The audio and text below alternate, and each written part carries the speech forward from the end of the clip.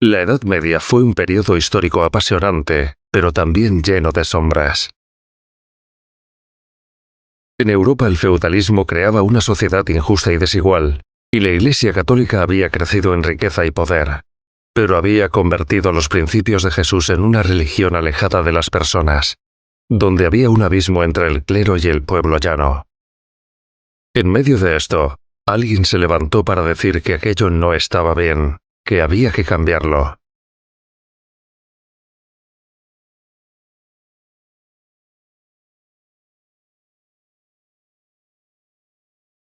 Martín Lutero es el hijo de un hombre que ha progresado económicamente, un minero que ha conseguido comprar una mina. Su padre quiere que estudie Derecho en la universidad para que pueda mejorar la situación de la familia, pero él, con un encuentro fortuito, en un camino de vuelta a casa, pues va en medio de una tormenta a prometer que va a ser monje.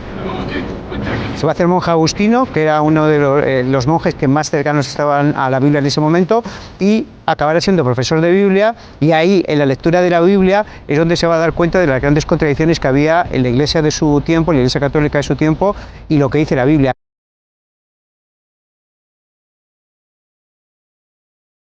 Podemos decir que el año 1510 representa un punto de inflexión en la vida de Lutero. Él va en un viaje a Roma y queda profundamente decepcionado con toda la corrupción de la jerarquía eclesiástica, el boato y todo lo que allí hay. 7 años más tarde hay una campaña del Papa León X para captar fondos mediante la venta de indulgencias, que son unos documentos que mediante la compra de ellos se podrían liberar a familiares del purgatorio. Llegues arriba, Hendrik será liberado del purgatorio y entrará por las puertas del cielo. Esa es la gota que colma el vaso y Lutero decide redactar las tesis contra la indulgencia. También pone en tela de juicio toda la teología de la época, y eso es colgado en la puerta de la Catedral de Wittenberg. Fue por aquel entonces cuando Lutero tuvo su crisis espiritual. Le atormentaba la idea de la justicia de Dios, porque él la entendía como algo que Dios le exigía a él y que jamás podría alcanzar. Pero al leer las palabras de Pablo en el Evangelio, la justicia de Dios se revela por fe, entendió que se trataba de la justicia de Dios que había provisto para los pecadores en Jesucristo. Y ese fue el gran descubrimiento de Martín Lutero. La palabra protestante viene porque Lutero, con sus tesis, protestó a Roma de esos principios teológicos que no eran de acuerdo a la Biblia. Esas tesis han sido, digamos, una declaración pública de que el Evangelio era patrimonio de la humanidad, y de ese patrimonio gratuito de Dios la Iglesia estaba haciendo un gran negocio, aprovechándose de la oscuridad del medievo. En apenas 2 semanas, este documento, traducido al alemán y copiado innumerables veces, se había difundido por toda Alemania, llegando a oídos del Papa León X, que acabó declarándolo hereje. En su tesis, Martín defendía una vuelta al cristianismo sencillo predicado por Jesús en sus orígenes, que se puede resumir en las famosas solas. Mi crítica no es contra el Santo Padre, sino contra los deshonestos que dicen representarle. Sola Escritura significa que la palabra de Dios es la única verdad legítima y que nos revela toda la verdad acerca de la salvación, que no hay nada que podamos añadir o quitar de la palabra, sino que Dios nos lo ha dado allí todo completo. La sola gracia hace referencia a que no somos salvos por obras, por muchas obras piadosas, por muchos sacrificios, mucho que te flageles y tal y que cual. Tú no eres salvo por esto, sino que tú eres salvo solo por la gracia y por la misericordia de Dios, que tiene, digamos, su forma de ser y su fuente en el sacrificio de Cristo en la cruz. La salvación por fe consiste en creer en Jesucristo. Él en la cruz murió por nuestros pecados y nosotros pues no podemos resolver el problema de ese pecado nuestro. Él lo hizo y creyendo en Él nos dice la Biblia que somos salvos. Solo Jesucristo significa que la salvación está basada solamente en Cristo. Solo Jesucristo significa lo que Jesucristo dijo: yo soy el camino, la verdad y la vida, nadie viene al Padre sino por mí. Solo a Dios la gloria es la última de las 5 afirmaciones y es una consecuencia natural de haber entendido las 4 anteriores. Porque cuando yo me doy cuenta que la salvación no es por obras, que es solo a través de Jesús, por medio de la fe y por gracia, la consecuencia natural es que solo Dios se merece la gloria, la alabanza y los elogios. La rápida expansión de las ideas de Lutero solo se puede explicar gracias a un aliado inesperado: la imprenta de tipos móviles. Gutenberg había estado haciendo pruebas durante más de 30 años atrás, y para esa época el ingenio alemán ya se había popularizado, permitiendo hacer muchas copias de un documento de manera rápida y económica. Aunque ahora lo veamos como algo habitual, la imprenta supuso para finales del siglo XV, principios del siglo XVI, la gran revolución cultural. El libro podía llegar a casi cualquier parte de una manera mucho más barata, y eso hizo que las ideas se difundieran muy rápidamente por Europa. Muchísimos folletos, libros que van a llegar a todos los rincones de Europa, incluso cuando él va a la dieta de Worms ya es muy conocido y la gente le sale a recibir como una especie de famoso de la época. Y curiosamente también lo que va a hacer la imprenta, darle la oportunidad de traducir la Biblia, la palabra de Dios. Cuando él está perseguido, piensa que le van a matar, lo que va a hacer es traducir la Biblia al alemán, al lenguaje del pueblo, para que si matan a Lutero no puedan matar a 1 millón de luteros, que se va a convertir todo aquel que lea la Biblia.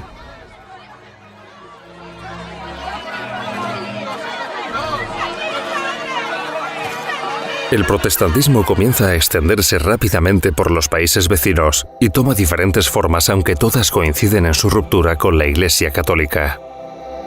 Inmediatamente desde Alemania se extiende este sentir por una iglesia fundada en la palabra, por una iglesia centrada en la adoración a Dios y únicamente a Dios, y muy señaladamente con la conversión de Calvino va a extenderse a Francia.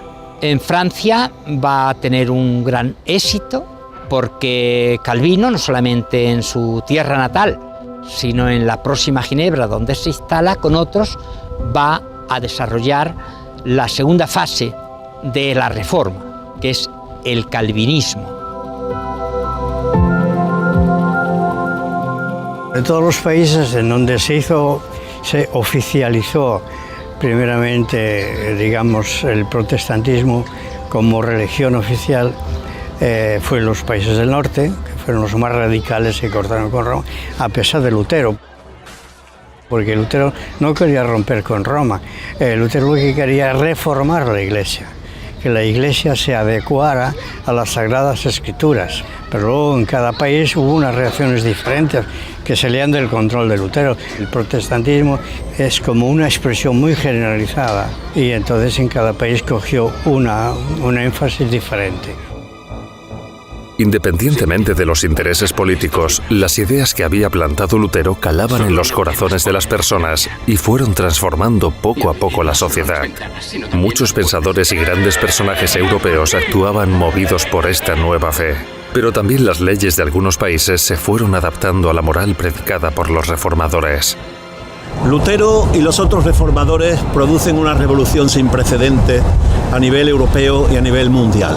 Primero, al proclamar el sacerdocio universal, que es que cualquier persona se puede dirigir a Dios sin necesidad de intermediarios. El segundo principio es la libre interpretación de las Escrituras, que no significa que cada uno pueda leer e interpretar lo que le parezca, sino que uno se libera de la tutela de la jerarquía eclesiástica a la hora de interpretar. Lee e interpreta lo que está leyendo. Esto produce una revolución sin precedentes, y no solo en el campo religioso, sino también en el político y social.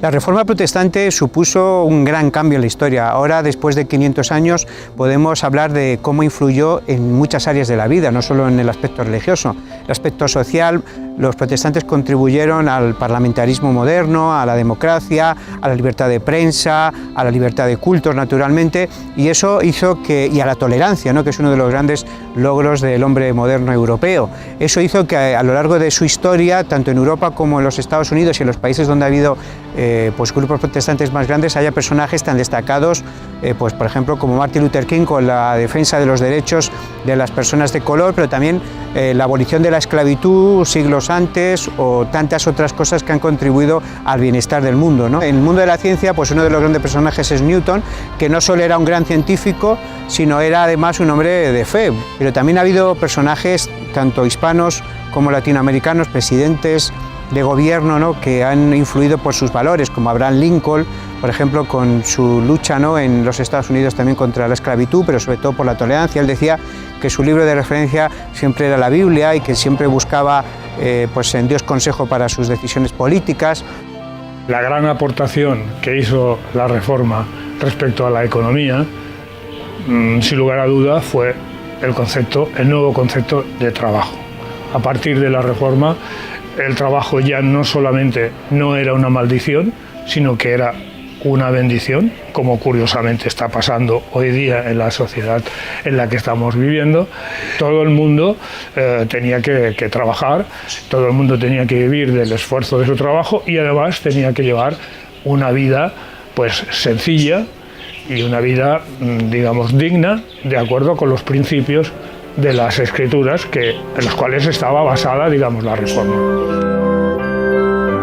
En el año 17 fue cuando Lutero colocó las tesis de Wittenberg y 7 años después, en 1524, se edita el primer compendio de corales, el Choralgesang, de ahí viene el nombre de coral. Desde que el Papa Gregorio había instaurado, digamos, un canto único para toda la Iglesia, el gregoriano, entonces el pueblo dejó de cantar, se limitaban a un amén o un aleluya al final.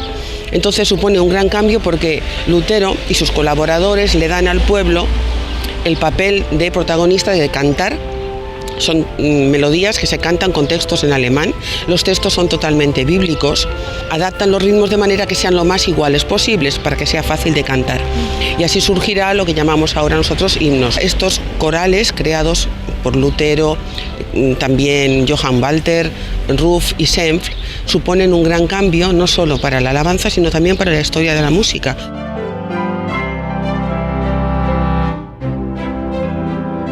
La llegada del protestantismo a España no fue fácil a causa de la fortaleza de la Iglesia Católica y a su unión con la monarquía reinante. No obstante, muchos valientes extendieron las nuevas ideas y se crean numerosas comunidades, entre las que destacan las de Valladolid y Sevilla. Las ideas luteranas encontraron eco en España fundamentalmente en dos focos, Valladolid y Sevilla.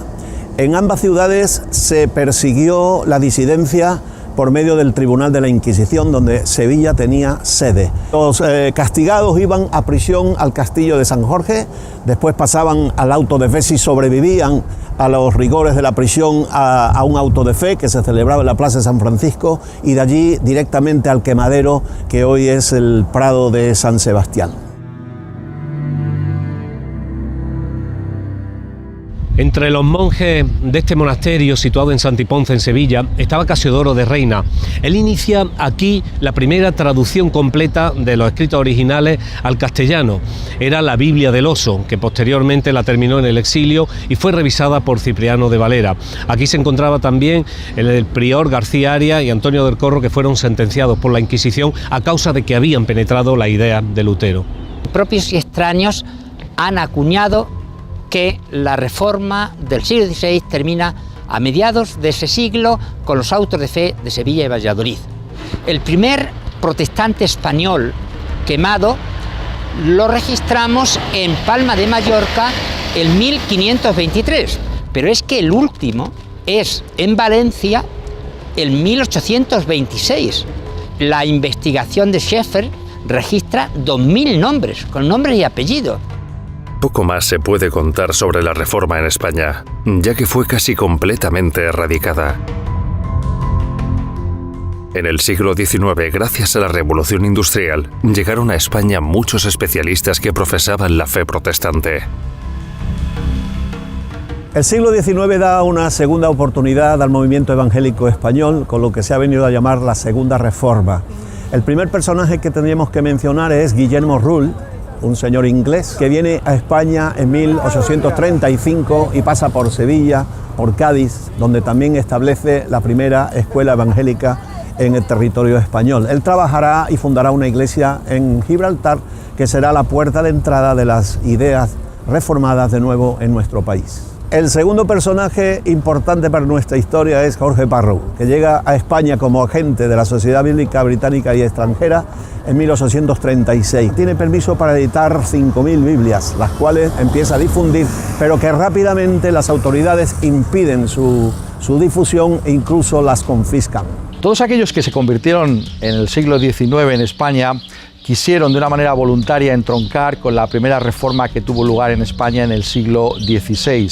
Y por tanto tenemos a figuras como Luis Usoz y Río y Juan Calderón que quisieron recuperar los escritos de aquella época. Y por tanto tenemos ahora en nuestras manos las lecturas acerca de Juan de Valdés y todo el material que ellos prepararon acerca de lo que fue ese movimiento de Dios en el siglo XVI en España. A mediados del siglo XIX España seguía siendo un país intolerante en el ámbito religioso. La Inquisición tuvo que venir a abolirla un francés, ¿no? El hermano de Napoleón Bonaparte, José Botella le llamaban, y a partir de ahí pues empieza a haber unos intentos, por lo menos de cierta tolerancia a los extranjeros, sobre todo a los diplomáticos y la gente que tenía que vivir en el país, pero sigue estando prohibida la difusión del cristianismo protestante. Va a ser Gibraltar el único punto de la península ibérica y durante un tiempo también pues en la isla de Menorca, en las Islas Baleares, los dos puntos donde va a haber cierta tolerancia por los ingleses sobre todo que están allí viviendo, en el caso de Gibraltar como colonia,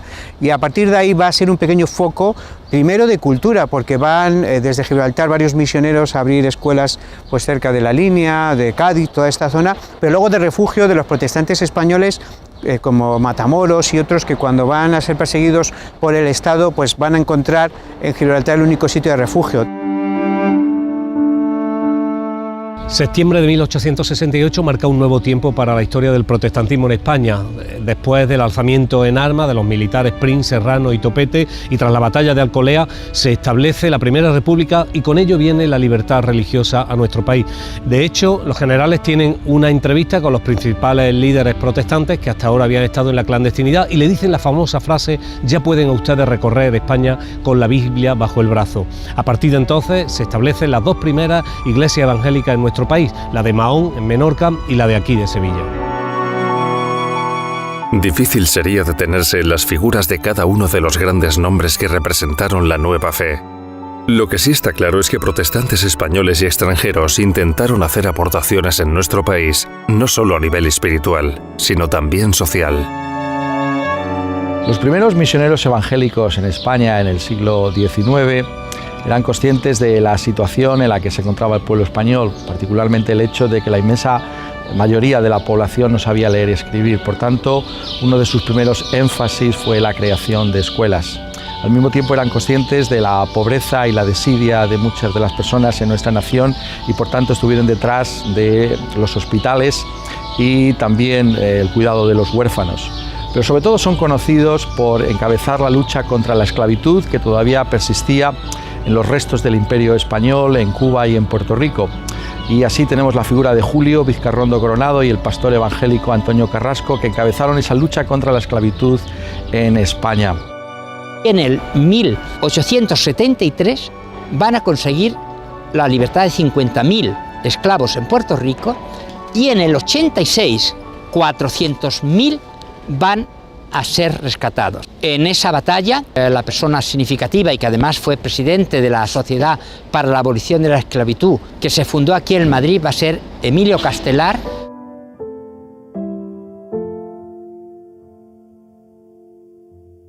Lutero, cuando inicia la reforma en Alemania, consigue que el pueblo alcance la lectura de la Biblia. Resulta que el pueblo es muy analfabeto, entonces no le queda otro remedio que producir, o sea, enseñar al pueblo cómo leer. Eso se traduce que toda la evangelización, a todos los lugares donde ha llegado la evangelización, la alfabetización ha ido en paralelo. Entonces la familia Flinders, concretamente don Federico, construyó un colegio muy importante en Madrid, que lo puso en marcha en 1897, se llamaba el Colegio del Porvenir. Fue uno de los pocos colegios que, por desgracia, han sobrevivido protestantes en España. Hubo una época de gran difusión de colegios, casi al lado de cada iglesia había un colegio protestante. Este colegio además fue fundamental. Federico Flinders, su fundador, para saber cómo era el sistema pedagógico español, estudió varias carreras por la noche, medicina, entre otras, y después, como vio que los textos españoles no eran muy buenos para enseñar a los niños y sobre todo a veces muy inclinados a temas religiosos, hizo los propios libros de texto y creó una imprenta que reeditó después a los reformados españoles del siglo XVI. Su aporte cultural fue fundamental, influyó no solo al mundo protestante, sino al mundo cultural del Madrid de aquellos años y abrió la mente a muchos que pensaban que el protestantismo era una herejía abominable que había que exterminar. Todos los alumnos que hemos pasado por este colegio tenemos un sello, una impronta que nos ha servido para dirigir nuestra vida desde nuestros primeros pasos. Las ideas protestantes también llegaron a las Islas Baleares desde la Gran Bretaña.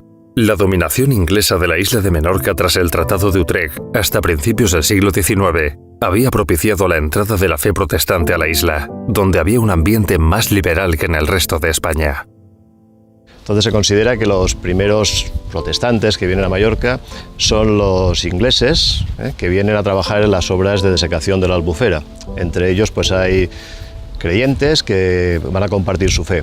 Uno de ellos, que era un ingeniero que dirigía las obras, un tal William Green, será la persona que abrirá la primera iglesia evangélica en Palma, en el año 1870. A Mallorca vinieron exiliados del protestantismo de España, venían como castigados y llegaron a Mallorca y ellos fueron contagiados por las ideas liberales del protestantismo. Y aceptaron esas ideas y empezaron a reunirse ya no como católicos sino como disidentes protestantes. La obra protestante va creciendo en las islas con más o menos dificultades, dependiendo de la mayor o menor libertad política de cada momento, en una época muy convulsa. Surgen numerosos pequeños grupos de diferentes sensibilidades, tanto en los pueblos como en las capitales. En la última década del siglo XIX, pues es un momento de especial persecución a los protestantes en Capdepera. En este momento en que la iglesia había sido cerrada por las autoridades, pues tiene lugar lo que se conoce como la renuncia, un documento que firmaron 75 personas ante un notario, por medio del cual pues, se comprometían a renunciar a la Iglesia Católica, a todos sus ritos, a sus manifestaciones, se daban permiso para ser visitados unos a otros en lugares públicos y poder, digamos, pedir a alguien que abandonara el lugar si así lo deseaban, y de igual manera pues que todas estas facultades pues las tuvieran los pastores, que fueran reconocidos. A pesar de esto, pues la persecución va a continuar, porque de hecho firmar una cosa de este tipo, y más en un pueblo, pues te suponía pues significarte de una manera muy clara. Concretamente en esta isla, en Mallorca y en Menorca, los metodistas trabajaron bastante. Y concretamente unos años más tarde, en Capdepera, también había unas escuelas evangélicas protegidas por los metodistas que estuvieron durante toda la época de las repúblicas trabajando y dejando el sello en las personas que aún viven hoy y lo recuerdan como algo muy importante en sus vidas. Naturalmente, la guerra civil y la posterior dictadura franquista suponen un duro recorte en la libertad religiosa de nuestro país, que amenaza seriamente a cualquier confesión diferente a la católica. Bueno, tenemos aquí el Castillo de Bellver, un lugar que no se ha utilizado como fortaleza en las batallas, pero que sí se ha utilizado como prisión. Durante la guerra civil, desgraciadamente, pues también hubo algunos hermanos que sufrieron prisión. Uno de ellos, un tal Miquel Serra, de Capdepera, fue encarcelado aquí en el castillo y por ser también uno de los responsables de la congregación, pues acabó siendo fusilado. Todos los actos oficiales, los protestantes tenían que reunirse en privado y en secreto. Pues hubo persecución, opresión, presión de la Iglesia, presión del Estado, presión del gobierno. Entonces, prácticamente los protestantes no podían casarse, no tenían papeles de matrimonio, tenían que hacerlo ante notario. Pues durante la dictadura franquista no se podían enterrar a los que no eran católicos en lo que ellos llamaban el recinto sagrado o la tierra sagrada. Entonces nosotros como evangélicos teníamos un problema, Cuando moría alguien no sabíamos dónde teníamos que enterrarlo. Teníamos que enterrarlo en el lugar donde ellos enterraban a los suicidas, a los que no eran católicos, a los judíos, etc. Entonces compramos una tumba que nos costó en aquel tiempo 150.000 pesetas, la pagamos como pudimos, esto era a principios de los 70. Con la llegada de la democracia, la situación religiosa del país se va normalizando poco a poco. En todas las islas se produce un crecimiento de las comunidades evangélicas que culmina con una expresión unida de todas las iglesias en 1982, en la campaña Él Vive. El primer acto fue en mayo de 1980 en la Plaza de Mayor, con una campaña en donde se unieron las 5 iglesias que había en la ciudad, se unieron para hacer una campaña conjunta, ¿no? Entonces nosotros hemos salido con esa frase: Jesús vive, Él vive.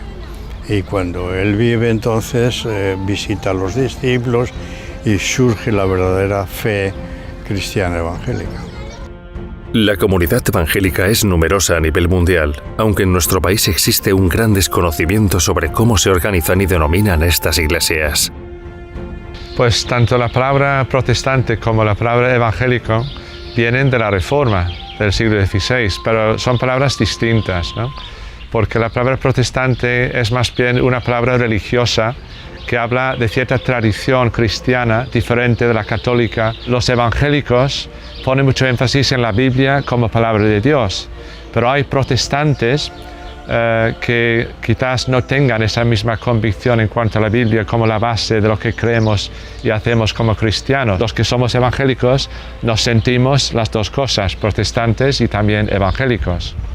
En el ámbito evangélico se da el fenómeno de que hay distintas denominaciones con énfasis particulares, especialmente en el ámbito de expresiones cúlticas, de organización eclesiástica, en algunos casos simplemente por factores geográficos, culturales. Las iglesias evangélicas se organizan de forma independiente entre ellas, no existe una jerarquía de unas a otras.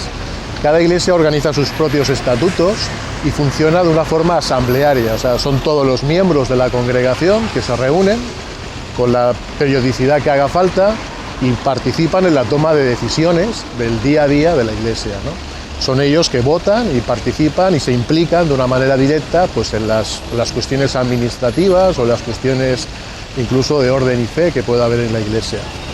Hace años que entendimos que la iglesia local es la que tiene que sostener a sus ministerios, a la gente que trabaja en ella, y lo hemos conseguido. Nuestra iglesia ha tomado para financiarse el modelo bíblico, donde se nos habla de diezmos, de ofrendas, de limosnas. Luego, con lo que recogemos los domingos, las ofrendas o colectas es lo que destinamos en mayor parte a obra social. En la actualidad, la comunidad evangélica balear cuenta con unos 6.000 miembros repartidos en las islas. Muchas de las iglesias están asociadas bajo el Consell Evangèlic de las Illes Balears, creado en 2008. El Consejo Evangélico está integrado por las iglesias y entidades evangélicas que están ubicadas en las Islas Baleares. Está creado y pensado para poder representar desde un punto de vista legal a las iglesias y a las entidades miembros y poder gestionar pues, programas que sean culturales, programas sociales y al mismo tiempo pues, fraternal, que contribuya tanto a difundir nuestros valores cristianos como a reforzar también el testimonio de las iglesias y la proclamación del Evangelio. Al día de hoy, la Iglesia Evangélica Filadelfia es una de las más grandes de Europa porque en los años que llevamos somos una de las más jóvenes, sin embargo es una de las que más ha crecido en los últimos 60 años. Aproximadamente, como he dicho antes, andaremos por las 1.400 iglesias. Nosotros trabajamos en el pueblo gitano porque tuvimos un llamado directamente para el pueblo gitano, pero en esa trayectoria ha habido muchas personas no gitanas que se han convertido y son pastores en medio de nosotros.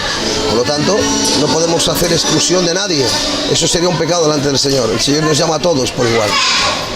Las iglesias evangélicas siempre han estado muy concienciadas con la acción social en sus barriadas, y aquí en las islas, por ejemplo, trabajamos conjunto con las prisiones, con la labor con los ancianos, banco de alimentos, servicio de ropa y demás cuestiones sociales, identificando las necesidades que tenemos a nuestro entorno. El Ejército de Salvación fue fundado en el año 1865. La labor que estamos realizando en Mallorca es hacia las personas, familias necesitadas. Estamos entregando ayuda para 250 familias.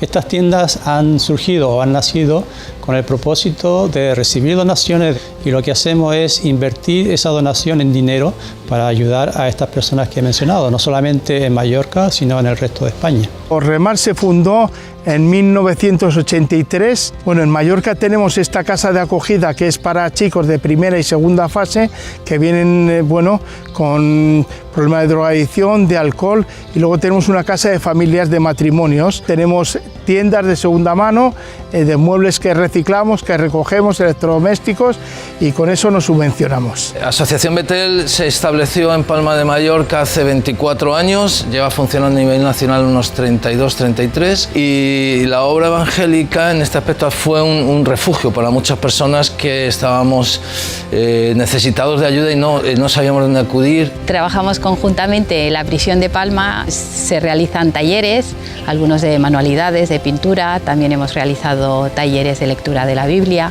o de estudio bíblico para las personas que están más interesadas. Aquella historia que empezó hace 500 años con Lutero tiene hoy su continuidad en Baleares en los más de 6.000 protestantes que se reúnen en las islas. Una comunidad que pretende imitar los pasos de Jesús, impactando en la sociedad que le rodea.